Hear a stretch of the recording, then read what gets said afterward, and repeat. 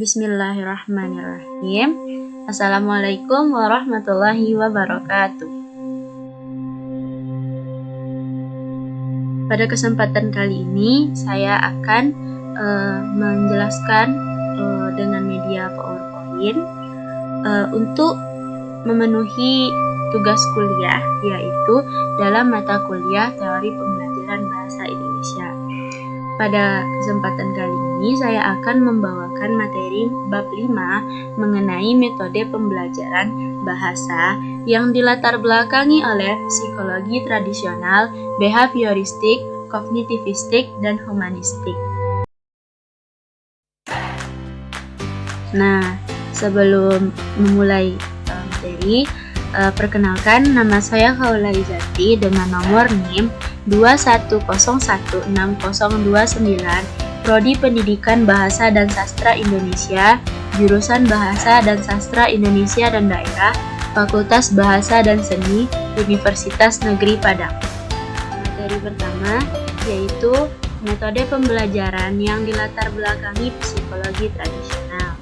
Dalam hal ini, psikologi tradisional adalah psikologi yang konsep-konsepnya tidak didasarkan atas penerapan metode ilmiah atau scientific method.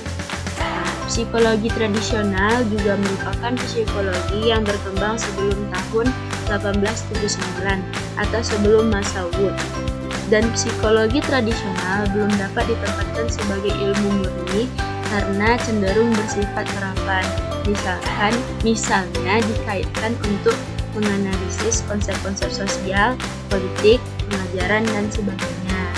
Perlu diketahui, Wood adalah seorang ilmuwan yang mendirikan laboratorium penelitian psikologi. Jadi setelah masa dia, berakhirlah masa psikologi tradisional. Begitu. Lanjut, tokoh yang memiliki ide dengan berlandasan teori pembelajaran yang dilatar belakangi psikologi tradisional. Nah, adalah yang pertama itu ada J.J. Rousseau, ada John Locke, dan Francis Bacon. Paling kurang ada 5 aliran psikologi tradisional. Nah, yang pertama itu psikologi masa Renaissance dan humanistik klasik, psikologi reformatif dan kontra-reformatif, psikologi zaman realisme, psikologi zaman rasionalisme, dan psikologi abad ke-19. Nah, salah satu metode pembelajaran bahasa yang dipengaruhi oleh psikologi tradisional atau dilatar belakangi oleh psikologi tradisional adalah metode tata bahasa terjemahan. Nah, metode ini sejarah awalnya bermula pada penggunaan bahasa Latin sebagai acuan pembelajaran sekitar abad ke-19. Nah, metode tata bahasa terjemahan atau grammar translation method ini masih belum memiliki landasan teori kebahasaan dan pendidikan yang jelas. Jadi masih kabur begitu. Nah, setelah itu dia memiliki 7 karakteristik. Berikut karakternya. Yang pertama, tujuan belajar bahasa asing adalah untuk dapat membaca teks-teks bahasa asing, mengembangkan disiplin mental dan intelektual yang diharapkan sebagai efek logis dari hasil pembelajaran bahasa asing tersebut. Nah, fokus utama pembelajaran bahasa adalah membaca dan menulis. Nah, yang ketiga, pemilihan kosakata yang dibelajarkan semata-mata dilandasi oleh teks-teks bahasa asing yang dibelajarkan. Yang keempat, kalimat merupakan unit pusat pembelajaran bahasa dan pendidikan. Yang kelima, penekanan pembelajaran juga ditekankan pada keakuratan. Nah, setelah itu yang keenam, tata bahasa diajarkan secara deduktif. Siswa-siswa penutur asli bahasa target merupakan media pembelajaran bahasa asing. Jadi, siswa yang menggunakan bahasa target atau bahasa yang ingin dipelajari itu tuh menjadi media pembelajaran bahasa asing dalam metode tata bahasa terjemahan atau grammar translation. Yang kedua yaitu metode langsung atau direct method. Nah, direct method ini guru langsung menggunakan bahasa asing untuk dibelajarkan. Sejarahnya bermula pada tahun 1880. Landasan teori kebahasaannya dilandasi oleh prinsip-prinsip pembelajaran bahasa yang dikemukakan oleh Floyd pada pertengahan abad ke-19. Landasan teori kebahasaan yang pernah diungkap secara gamblang. Landasan teori kebahasaannya tidak pernah diungkap secara gamblang. Namun, dapat ditelusuri bahwa psikologi yang melandasi perkembangan metode langsung atau disingkat ML ini adalah empirisme.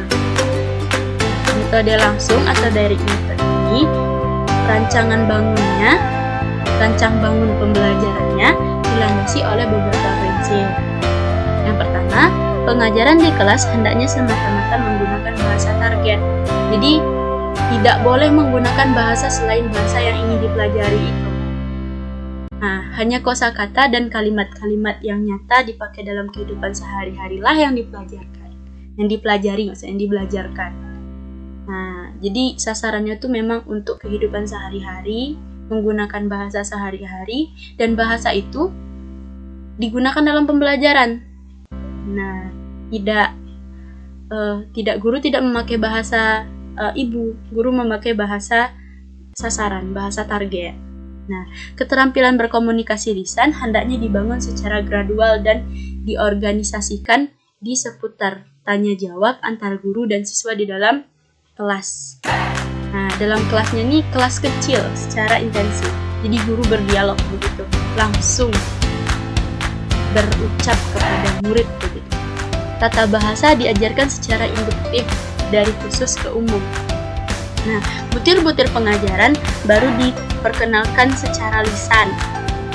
Butir-butir pembelajaran baru ini diperkenalkan secara lisan. Nah, setelah itu yang keenam, kosakata nyata hendaknya diajarkan melalui demonstrasi benda-benda dan gambar-gambar. Kosakata abstrak diajarkan melalui penghubungan dengan ide-ide. Jadi mereka memakai medium gitu.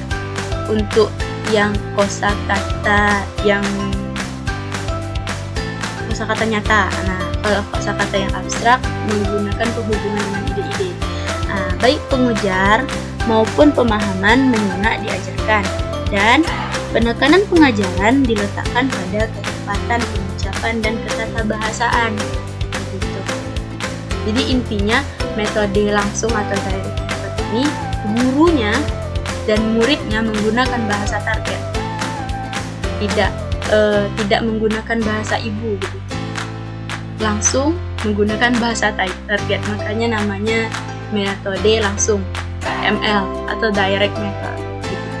Nah, selanjutnya metode pembelajaran yang dilatar belakangi psikologi behavioristik. Nah, sebelumnya kita membahas mengenai yang dilatar belakangi oleh psikologi tradisional, sekarang psikologi behavioristik. Psikobehavioristik ini merupakan kata sifat. Kalau dalam kata benda disebut psikologi behavioral. Nah, psikologi ini disebut psikologi tingkah laku atau stimulus dan respon. Penamaan tingkah laku dalam nama arti dari behavioristik ini bukan semata-mata menunjukkan bahwa psikologi ini membahas bagaimana manusia bertingkah laku, akan tetapi menunjukkan bahwa dasar-dasar teori yang digunakan untuk menjelaskan bahwa gejala psikologis manusia, termasuk dalam gejala belajar, itu merupakan tindakan respon terhadap rangsangan atau stimulus dari luar diri manusia atau dari tokoh-tokohnya. Tokoh-tokohnya yaitu B.F. Skinner, Ivan Pavlov, dan Edward Lee Thorndike. Metode pertama yang akan kita bahas, yang mana metode ini dipengaruhi oleh psikologi behavioristik adalah metode audiolingual. Nah, sejarahnya bermula pada memasuki fase Perang Dunia Kedua. Amerika Serikat mengembangkan metode pembelajaran bahasa asing yang kemudian dikenal dengan nama metode audiolingual. Landasan teori pembelajaran metode audiolingual sangat dipengaruhi oleh psikologi behavioristik. Bagaimana tidak? Audiolingual maksudnya audio artinya mendengar, lingual adalah bahasa.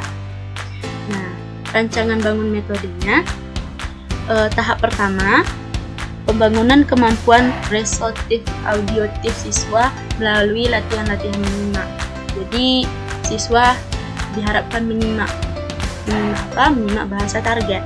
Nah, kedua, pengembangan kemampuan siswa mereproduksi wacana. Tahap ketiga, pengembangan kemampuan menulis. Yang keempat, pengembangan kemampuan mengarang. Jadi setelah menyimak, direproduksi dalam bentuk menulis dan mengarang. Nah, setelah itu metode pembelajaran bahasa yang dilatar belakangi psikologi kognitivistik. Nah, menurut teori ini, ilmu pengetahuan dibangun dalam diri seseorang individu melalui proses interaksi yang berkesinambungan dengan lingkungan. Jadi, lingkungan mempengaruhi bahasa. Interaksi lingkungan bersama orang lain begitu mempengaruhi bahasa. Tokoh-tokohnya yaitu Jerome Bruner, David Ausubel, dan Jean Piaget. Salah satu metode yang dilatar belakangi psikologi kognitivistik adalah metode alamiah. Bermula pada tahun 1977 oleh Tracy Terrell. Nah, yang mempublikasikan sebuah rancangan bagi filsafat pengajaran bahasa yang disebut pendekatan alamiah. Jadi metode alamiah lebih enak didengar dengan pendekatan alamiah karena dia lebih bersifat pendekatan. Nah, menurut Terrell, pendekatan tersebut merupakan suatu usaha untuk merancang pengajaran bahasa yang mendayagunakan prinsip-prinsip alamiah yang diperoleh melalui penelitian tentang pembahasan bahasa kedua. Rancangan tersebut dikembangkannya sesuai dengan pengalamannya mengajar bahasa Spanyol. Jadi si Tracy Terrell merupakan guru bahasa Spanyol ya. Nah, metode alamiah landasannya dibangun atas teori kebahasaan yang relevan dengan teori komunikatif atau metode komunikatif. Jadi lebih komunikatif ya. Nah, landasan teori pengajaran yang melandasi metode alamiah didasarkan atas temuan-temuan yang akurat tentang pembelajaran dan pembelajaran bahasa. Bagaimana tidak? Tracy Terrell sendiri menemukan pendekatan ini sesuai dengan pengalamannya mengajar bahasa Spanyol. Nah, rancangan bangun metode dilandaskan oleh para penganjur metode alamiah menyatakan bahwa metode ini cocok bagi pembelajar tingkat pemula atau tingkat dasar, paling tidak bagi siswa yang akan memasuki tingkat pendidikan menengah. Setelah itu, penganjur metode alamiah menyatakan bahwa metode ini cocok jika tujuan pembelajaran bahasa adalah mengembangkan kemampuan siswa atau individu dalam mendayagunakan bahasa secara fungsional dalam situasi yang telah direncanakan. Nah, selanjutnya metode kompetisi komunikatif. Dalam rujukan, nama kompetisi komunikatif cenderung ditempatkan sebagai suatu pendekatan, bukan metode. Jadi, metode kompetisi komunikatif ini lebih cenderung ditempatkan dengan sebutan pendekatan kompetisi komunikatif. Nah, pengertian dan konsep pendekatan komunikatif diangkat dari diktomi Chomsky 1965 yang membedakan komponen bahasa menjadi dua bagian, yaitu kompetisi dan performasi. Latar belakang perkembangannya dilatar belakangi sekurang-kurangnya oleh 3 disiplin ilmu, yaitu psikologi belajar, linguistik deskriptif, dan psikolinguistik. Nah, pengembangan pola interaksi belajar mengajarnya yang pertama yaitu dimaksudkan untuk menjembatani kenyataan fungsi bahasa sebagai alat komunikasi di dalam kelas dan di luar kelas. Yang kedua, peran materi pembelajaran sebagai alat memicu proses belajar mengajar, bukan sebagai bahan yang harus dihafal. Nah, yang ketiga, peran aktif antara guru dan siswa sangat demokratis. Terkadang guru yang berbicara kepada siswa, terkadang siswa yang berbicara kepada guru.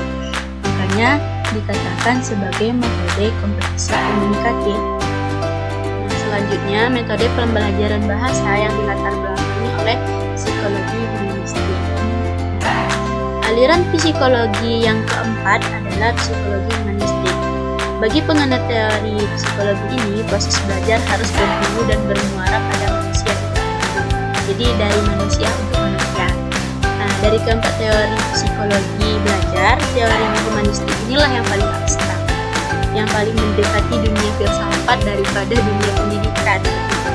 Meskipun teori dalam psikologi ini sangat menekankan pentingnya isi daripada proses belajar, dalam kenyataannya teori ini lebih banyak bercerita atau membicarakan tentang pendidikan dan proses belajar dalam bentuk yang paling ideal. Dengan kata lain, teori ini lebih tertarik pada ide belajar dan bentuknya yang paling ideal daripada belajar seperti apa adanya. Jadi, seperti apa yang bisa kita amati dalam dunia keseharian. Jadi, gimana kalau bahasa anak sekarang, gimana PW-nya belajar?